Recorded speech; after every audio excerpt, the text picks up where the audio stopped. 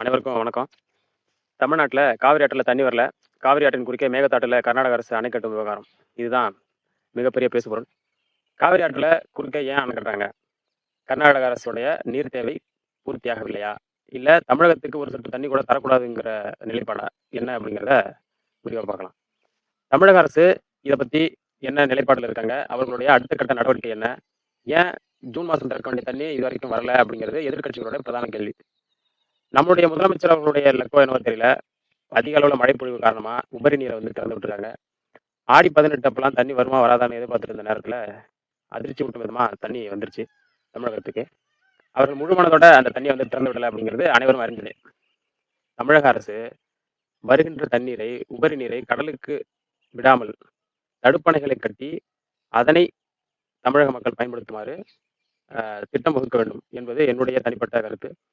இதுல பார்த்தீங்கன்னா மேகதாட்டுவில் தமிழகத்திலிருந்து 4 கிலோமீட்டர் தொலைவில் அணை கட்ட போறாங்க அப்படின்னா கசியிற தண்ணி இருக்கு இல்லையா? அந்த கசியிற தண்ணி கூட அந்த 4 கிலோமீட்டருக்கு உள்ளேயே கசிஞ்சு முடிஞ்சிரும். தமிழ்நாட்டுக்கு ஒரு சொட்டு கூட தண்ணி தரமாட்டாங்க. அப்படிங்கிறது தான் அவங்களோட நிலைப்பாடு. இதன் மூலமா தெளிவாகிறது. நான் என்ன கேட்கிறேன்னா, 50 வருட கட்சி நாங்கள் ஆலமர கட்சி எங்களை அசைக்க யாராலும் முடியாது என்று சொன்னாங்க இல்லையா? அவங்களால ஏன் இந்த 50 வருஷமா ஆட்சி செஞ்சாங்கல்ல? ஏன் கர்நாடகத்திலிருந்து அணை கட்டுற அந்த விஷயமா இருக்கட்டும், கடைமடை மாநிலமான தமிழகத்துக்கு பெற வேண்டிய தண்ணீரோட அளவை நிர்ணயம் பண்ண உச்சநீதிமன்றத்தோட தீர்ப்பை வந்து எதிர்த்து கர்நாடக அரசு இதுவரையிலும் தண்ணீர் திறக்காததற்கு இதற்கு முந்தைய ஆட்சியாளர் இருக்கட்டும், அதற்கு முந்தைய ஆட்சியாளர்களாக இருக்கட்டும், இவர்கள் ஏன் நடவடிக்கை எடுக்கவில்லை என்பது சாமானிய மக்களுடைய கேள்வி.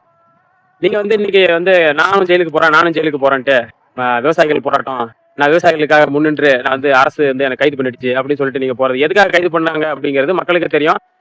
நேற்று சட்டமன்ற கூட்டத்தொடரில் கூட ஒருத்தர் சொன்னாரு,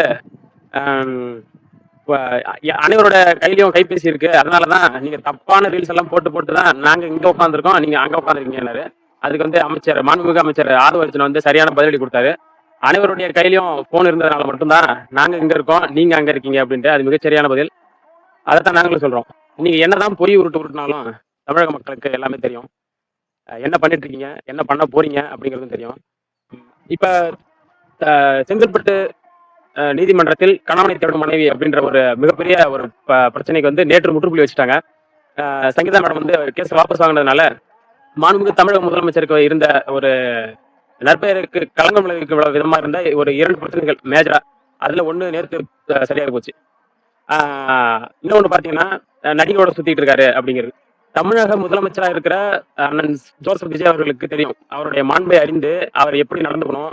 அவரை வந்து பின்பற்றக்கூடிய இளைஞர்கள் ஏராளம். தமிழகமா இந்தியாவா இருக்கட்டும், முதலமைச்சர் விஜயை வந்து பின்பற்றக்கூடிய ஆட்கள் வந்து அதிகம்.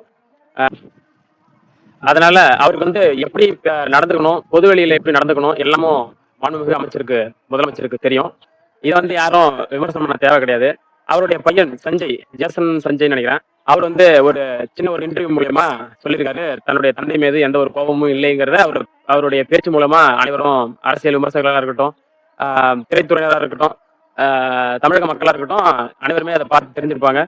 நேற்று நடந்த சட்டமன்ற கூட்டத்தொடரில் சட்டமன்றத்தின் மாண்பை அறிந்து பேசிய திராவிட முன்னேற்ற கழகத்தை சார்ந்த அண்ணன் தங்கம் தென்னரசு அவர்களும், பாட்டாளி மக்கள் கட்சியை சார்ந்த அம்மையார் சௌமியா அன்புமணியாக இருக்கட்டும், இவர்கள் மாண்பை அறிந்து பேசிய விதமும் அவர்கள் கூறிய கருத்தும் கூடுதல் சிறப்பு சட்டமன்றத்திற்கு. அதே போல சபாநாயகர் அவர்களுக்கு முழு அதிகாரம் உள்ளது. என்ன என்றால், ஒரு அமைச்சர், ஒரு மாண்புமிகு அமைச்சரோ அல்லது மாண்புமிகு உறுப்பினரோ தவறான வார்த்தையோ சொல்லையோ பயன்படுத்தினால் அதை அவை குறிப்பிலிருந்து நீக்குவதற்கான முழு அதிகாரம் சபாநாயகருக்கு உண்டு. அப்படி பார்க்க போனால், ஒருவர் பேசுகிறார் என்றால் அவர் பேசிய வார்த்தைகளில் சில தவறாக இருக்கலாம், வாய் தவறி வந்திருக்கலாம். அப்படி பார்க்கும்போது திருமயம் சட்டமன்ற தொகுதி எம்எல்ஏ மாண்புமிகு உறுப்பினர் ரகுபதி அவர்கள் பேசிய வார்த்தை அனைத்துமே, அவர் பேசிய உரை அனைத்துமே அவை குறிப்பிலிருந்து நீக்கப்பட வேண்டியவை. ஏனென்றால் எதிரில் உள்ளவர்களை வம்புக்கு இழுக்கும் அனைத்து தகுதிகளும் அந்த வார்த்தையில் இருந்தது, அந்த சொற்களில் இருந்தது. இவர்கள் செய்வது அனைத்தும் சரி, எதிரில் உள்ள ஆளுங்கட்சி தரப்பு செய்வது அனைத்தும் தவறு என்பது போல அவருடைய பேச்சும் அவருடைய தோணியும் இருந்தது. இது கண்டிக்கத்தக்க ஒரு விஷயம்தான். இதுக்கப்புறம் வரக்கூடிய சந்ததியினரும் மறுபடியும் போய் கர்நாடகாவில் தான் போய் தண்ணியை வாங்கிட்டு வரணும்னா அது முடியாது. ஏன்னா 50 வருடங்கள் ஆட்சி செஞ்ச பழம்பெரும் முதலைகள், திராவிட கட்சிகளில் இருக்கக்கூடிய அமைச்சர்களாலேயே முடியாது அப்படின்னா இதுக்கப்புறம் வரக்கூடியவர்களால் முடியும். ஆனால் அவர்கள் மிக பெரும் சிரத்தை அடைந்து அந்த நீரை பெற வேண்டிய நிலை உருவாகும். அதனால் தமிழகத்தில் மழைக்காலங்களில் பெய்யக்கூடிய மழை நீராக இருக்கட்டும், தற்பொழுது அணைகளில் உபரி நீராக கர்நாடக அரசு திறந்துவிட்ட தண்ணீராக இருக்கட்டும், அனைத்தையும் நாம் சேமிக்கும் வகையில் வழிவகை செய்ய வேண்டும். 50 வருடங்கள் ஆட்சி செஞ்ச திராவிட கட்சிகளாலே முடியாது. இத்தனை ஆண்டுகளால் ஆட்சி செய்தவர்களாலே தடுப்பணைகளை கட்ட முடியவில்லை.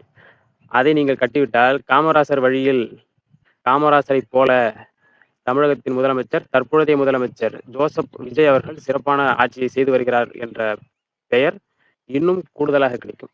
தற்பொழுதும் சிறப்பான ஆட்சி நடந்து வருகிறது என்பதில் எந்தவித மாற்று கருத்தும் இல்லை. அரசு அலுவலகங்களிலும் சரி, அனைத்து இடங்களிலும் சரி, ஊழல் என்பதற்கு இடமில்லாமல் போய்விட்டது. பணம் கொடுக்க வேண்டிய இடங்களில் பணம் வேண்டாம். ஃபைல் மூவ் ஆயிடுச்சு சார். ஒண்ணும் பிரச்சனை இல்ல. நீங்க போயிட்டு வாங்க அப்படின்னு சொல்றாங்க. அப்போ இதற்கு முன்னாடி நடந்த அரசு ஆட்சியாளர்கள் அதே அரசு அலுவலர்கள் தான் இன்னைக்கும் பணியாற்றிட்டு இருக்காங்க. ஆனா அவர்களுக்குள் பயம் வந்து விட்டது. அனைவரும் கைபேசி வைத்துள்ளார்கள். எங்கு நம்மை காணொளி வாயிலாக வெளியில் காட்டி விடுவார்களோ என்ற ஐயம் அனைவரிடத்திலும் வந்துவிட்டது. எனவே இதுவே ஒரு மாற்று. திராவிட கட்சிகளிலிருந்து மாற்று தவேகா. தடுப்பணைகள் அத்திப்பூத்தார் போல அங்கொன்றும் இங்கொன்றுமாக இருக்கிறது. அந்த தடுப்பணைகள் டேம் கட்ட வேணாம். அங்கங்க தடுப்பணைகள் நீரை மட்டும் தேக்கி வைக்கிற மாதிரி தடுப்பணைகளை ஒரு ஆற்றின் குறுக்கே இத்தனை கிலோமீட்டருக்கு ஒரு ஸ்டாண்டர்ட் வச்சுக்கணும். இத்தனை கிலோமீட்டர்லேருந்து இத்தனை கிலோமீட்டருக்குள்ள ஒரு அணை, ஒரு தடுப்பணை. தண்ணியை மட்டும் தேக்கி விடுங்க போதும். அதுக்குள்ள சேமிக்கக்கூடிய நீரானது நிலத்தடி நீர்மட்டத்தை உயர்த்தும், விவசாயத்தை செழிக்க வைக்கும். போர்வெல் மூலமா தண்ணி எடுக்கிறாங்கல்ல, அவர்களுடைய நிலத்தடி நீர்மட்டம் உயரும். தண்ணிக்கு நம்ம அடுத்தவங்களுடைய கையேந்த வேண்டிய அவசியம் இருக்காது. அப்படிங்கிறது எங்களோட கோரிக்கை. கோரிக்கைலாம் கிடையாது, என்னோட தனிப்பட்ட விருப்பம். புரியுதுங்களா? இதை நம்ம செஞ்சோம் அப்படின்னா திராவிட கட்சிகளை மிஞ்சிய அரசாக தாவேகா அரசு திகழும் என்பதில் எந்தவித மாற்று கருத்தும் இல்லை. உங்களிடமிருந்து விடைபெறுகிறேன். நன்றி, வணக்கம்.